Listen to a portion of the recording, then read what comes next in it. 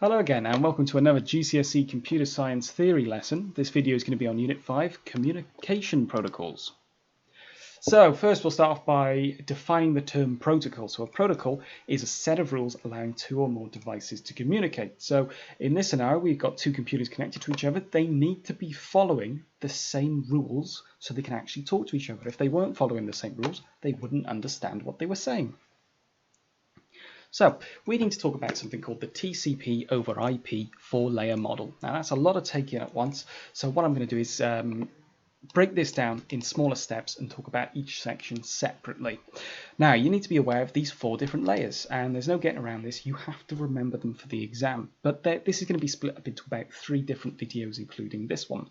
In this video I'm just going to talk about the data link layer, the network layer and the transport layer. In the second video, I'm going to talk about the application layer, and in the video after that, I'm going to bring it all together and try and explain why on earth all of this stuff is in layers. So, starting off with the data link layer. That concerns just your Ethernet and wireless protocols, so the rules that make Ethernet cables work properly, or the rules that make the wireless signals on your Wi-Fi router work correctly. There's no definitions for you to write down here. For the purposes of the exam, you just need to be aware that these 2 things exist and that they are powered by protocols. So next we'll talk about IP addresses. So going back to my little model here, the network layer includes the IP address. So going to IP addresses, what is the purpose and what are they? Well, let me go into Paint to give you an explanation. So let's say you've got computer A over here and computer B over by here. Well, computer A wants to send a message to computer B. So it could go like this, like that. But here's the thing. None of these devices on the network know what the letter B is. So this switch is going to be like, send to what? What's a B? And the router is going to be like, what's a B? And this router here is going to be like, what's a B? None of these computers know what the terms A and B mean. So instead, we need to use something known as an IP address. And I'm just going to give an example for both.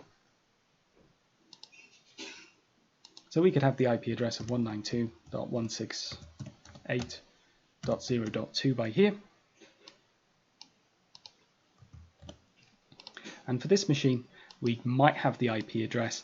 And if there's any network boffins watching this, I am dumbing down this explanation. But this could have the IP address of 92.43.4.43, like that. So this could be the IP address of this machine.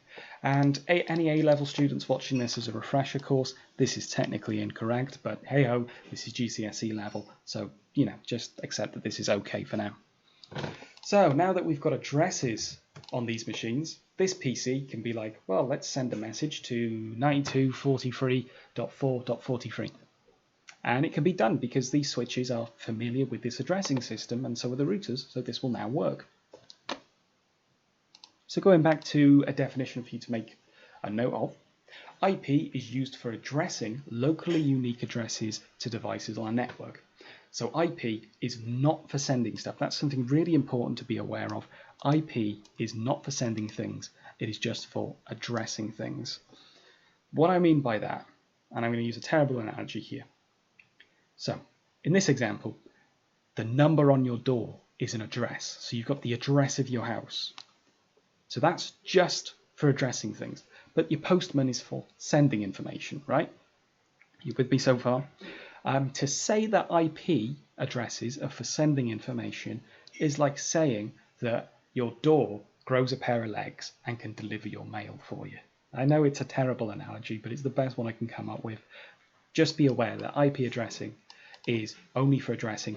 The IP protocol does not actually send information from computer to computer.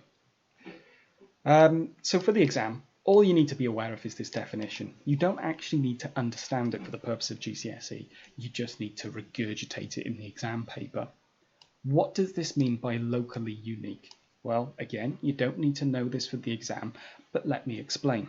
So again, you can skip this part of the video if you like. You don't need to know it, but just in case you're interested, when I say locally unique, here's the truth about the lie I told earlier. Technically, your router has its own IP address, and this IP address is used for the entire network. And also, this router here is going to have its own unique IP address. So this is going to be something like 97.23.4.3, like that. And these devices on the inside of the router are going to have their own internal IP address. So this machine, this computer B over here, could actually have the same IP address as this one. So that's what we mean by locally unique. So this IP address is going to be locally unique to this network, and this IP address is going to be locally unique to this network. So when it comes to sending information, so let's say I was sending a picture of my face across the internet. So this machine would be like, okay, send a message to 92.43.4.43, and it would get sent along, and then this router would pick it up and be like, yo, which one of these computers in this network requested this picture? And then it would redirect it this way. But again, you don't need to know all this jargon I just spilled out about, but it's a good preparation for A level if you're interested. Okay, so moving on. Okay, talking about TCP and UDP. So going back to my little model here, we're at the transport layer now. We're talking about TCP or UDP. So a definition for you, TCP and UDP, they are both systems for setting up communication. So let's go into my terrible diagram here. First of all, I'll start off by talking about TCP. So we've got our IP addresses set up. We want to send a message from this computer over to this computer. And in this scenario, both machines have agreed to use something called TCP. So we've set up this transport protocol here called TCP. Both have agreed to communicate using this method. And let's imagine we were going to send that picture of my face across the internet. Now fundamentally, this is going to be broken down into ones and zeros. Now it's going to look something like this. And pictures take up quite a lot of information, so there's going to be loads and loads and loads and loads and loads and loads and loads and loads and loads and loads and loads and loads of ones and zeros making out that picture. Here's the thing. That's too much data to send at once. So what we do is we break it down into little packets. So we would call this packet 1, packet 2, packet 3, and so on, etc. There's going to be way more packets than that, but in this example we'll just use 3. And these could be sent and they could arrive in any different order. So let's say we send this one along. We've sent this one along. And then we've sent this one along our network. And there we go. They've arrived in the wrong order, but one of the jobs of TCP is to reassemble this information in the correct order. So there we go, there we have it. So that's one of the roles of TCP. TCP will reassemble information in the right order. Another thing that TCP will do is error checking. So let's say we send all of this information across the internet. So these things arrive perfectly fine. But this one has gone missing somewhere in the internet. Maybe someone decided to run a microwave near one of their routers or something, who knows, but for whatever reason this has gone missing. Well, this computer, because we're using TCP, TCP is smart enough to recognize that's a packet missing, so this computer would just be like, yo, there is a packet missing. So this one would go right back there, and this one would just resend the missing data like that. So we would resend it. So things that TCP does. It reassembles packets in the correct order, and it also has some error checking. So it resends missing packets or corrupted packets of data. Okay, so next up we're going to talk about UDP, and in this scenario these two machines have set up a connection and they have both agreed to use UDP. And in this example again I'm going to send a picture of my face across the internet, and I'm going to show you how UDP would treat this. So yeah, there's my face again. And as with before, we're going to break this down into little packets. Oops.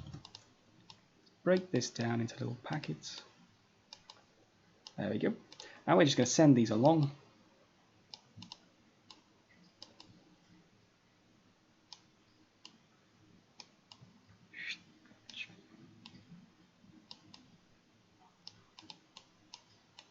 And there we have it. There is my face. It has arrived using the UDP protocol. And you're probably thinking to yourself, well, that doesn't look much like the original picture. Well, that's because some of those packets got lost. So one of my eyes got lost during the transmission, and it's also been reassembled in the wrong order. And that's UDP for you. Yep, that's pretty much it. There's no error checking with UDP, or, well, there is technically some, but for the purposes of the UDP, for the purposes of the GCSE, let's just say there's next to none. And in terms of reordering packets, there's very little support there. So you've got to wonder, what is the point in UDP?